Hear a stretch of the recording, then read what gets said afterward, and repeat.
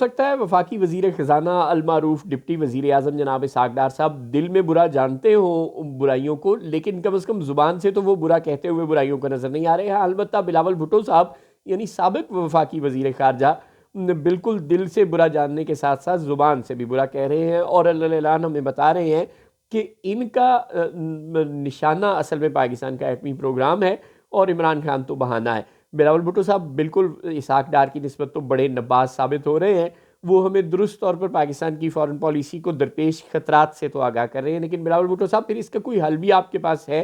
अगर इमरान खान बहाना है और उस बहाने को इस्तेमाल करके कोई आपके बैलिस्टिक मिसाइल प्रोग्राम पर पाबंदियाँ लगा रहा है और अब ये पाबंदियों का सिलसिला हम जानते हैं कि मज़ीद बढ़ता चला जाएगा, अल्लाह ना करे कि ऐसा हो। लेकिन बहरहाल अमेरिका की तारीख यही है कि जब वो ये ठान देता है कि किसी मुल्क को इस तरह से तंग करना है तो वो माशी तौर पर कमज़ोर मुल्कों को घेर दिया करता है। ईरान का हाल हमारे सामने है, शुमाली कोरिया का हाल हमारे सामने है और हमारे पास तो उतनी रेजिलियंस भी शायद नहीं है क्योंकि उतने पैसे हमारी जेब में नहीं है जितने पैसे शुमाली कोरिया के या ईरान की जेब में है। शुमाली कोरिया के पास एक अच्छा इंडस्ट्रियल स्ट्रक्चर है, लिहाजा उसके पास भी किसी हद तक सेल्फ सफिशेंसी मौजूद है और उस तरह से इतनी बड़ी पॉपुलेशन भी नहीं है जिसको सपोर्ट करना हो वहाँ की हुकूमत ने। और ईरान के पास तेल की दौलत है, गैस की दौलत है, लिहाजा उसके लिए भी ये मसाइल नहीं है। आबादी का भी इतना बड़ा मसला ईरान के लिए नहीं है, वो भी बड़ी हद तक सेल्फ सफिशेंट मुल्क है। लेकिन पाकिस्तान तो बिल्कुल सेल्फ सफिशेंट मुल्क नहीं है। पाकिस्तान का तो ज़्यादातर इन्हसार इम्पोर्ट्स पर है, अपनी रॉ मटेरियल पर, अपनी प्रोड्यूस पर तो हमारा इन्हसार वैसे ही बहुत कम है। और जो मुल्क बैरूनी तिजारत पर डिपेंड करता हो, इम्पोर्ट्स पर डिपेंड करता हो, वो किसी भी तरह अमेरिका और यूरोप से बिगाड़ कर दुनिया में सर्वाइव नहीं कर सकता।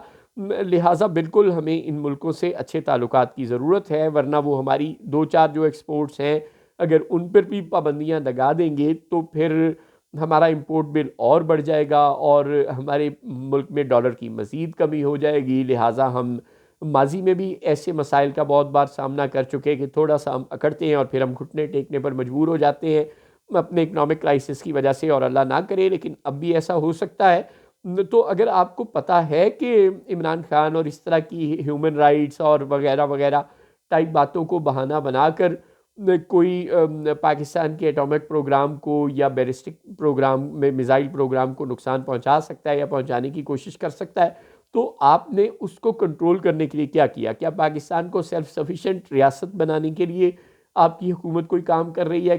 क्या पाकिस्तान की इकॉनमी को अपने पैरों पर खड़ा करने के लिए आपकी हुकूमत कोई काम कर रही है? क्या पाकिस्तान के जो सेक्टर ग्रो कर सकते हैं, जिनमें पोटेंशियल है, जैसे टेक्सटाइल सेक्टर है, जैसे एग्रीकल्चर सेक्टर है, जैसे आईटी सेक्टर है, क्या इन सेक्टर्स को सपोर्ट करने के लिए हुकूमत कोई काम कर रही है? जी हाँ, हुकूमत इंटरनेट बंद कर रही है ताकि आईटी सेक्टर बजाय इसके कि खड़ा होने के और डूब जाए।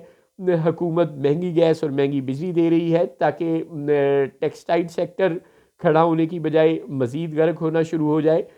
तो हुकूमत किसानों को लारे दे रही है किसान कार्ड के और न जाने किस किस चीज़ के, लेकिन आज तक उन्हें अच्छा सेहतमंद बीज तक फराहम नहीं किया जा सका ताकि वो जितनी फसल लगाते हैं उतनी उन्हें मिल भी सके। और आज तक ये जो मिडल मैन का अजाब है पाकिस्तान के किसान के लिए, उस मिडल मैन के अजाब को आज तक ख़त्म नहीं किया जा सका। किसान की प्रोड्यूस डायरेक्ट सरकार नहीं ख़रीदती और डायरेक्ट उसे मार्केट में भी अपनी प्रोड्यूस अपनी मर्ज़ी के दामों ने बेचने की उसकी कैपेसिटी नहीं है। उसको एक ही दफ़ा प्रोड्यूस बेचनी होती है, उसको नई फसल उगाने के लिए पैसे चाहिए होते हैं, वो उसके पास नहीं होते।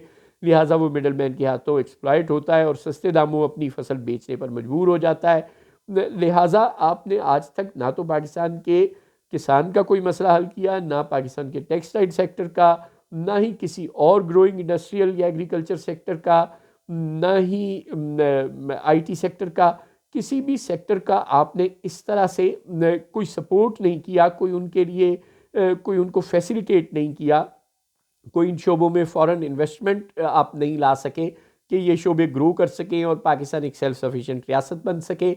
तो जब हम सेल्फ सफिशिएंट भी नहीं हैं और हमने ह्यूमन राइट्स के मसले को भी कंट्रोल नहीं करना, हमने इमरान खान जैसे बहाने भी अमेरिका और यूरोप को देने हैं, तो फिर हमारे मसाइल में तो बिल्कुल इजाफा हो सकता है। नबाज तो आप अच्छे हैं, आप मसला ज़रूर बता रहे हैं, लेकिन इस मसले का हल शायद आपके पास और आपकी हुकूमत के पास कोई नहीं है, और कम से कम इस वक्त तक आपके वज़ीर ख़ारजा इसहाक़ डार साहब के पास तो इस मसले का कोई हल नहीं नज़र आता। तो अब या तो आप इसहाक़ डार को खुद रुखसत करके उनकी कुर्सी पर खुद बैठ जाएँ बिलावल साहब, और या फिर इसहाक़ डार साहब को समझाएं, ना कि हमें बताने के और सेमिनार्स में और बेनज़ीर की बरसी पर तकरीरें करने के। इन मसाइल को हल करके अगर आप दिखा दें तो आपकी बड़ी मेहरबानी होगी।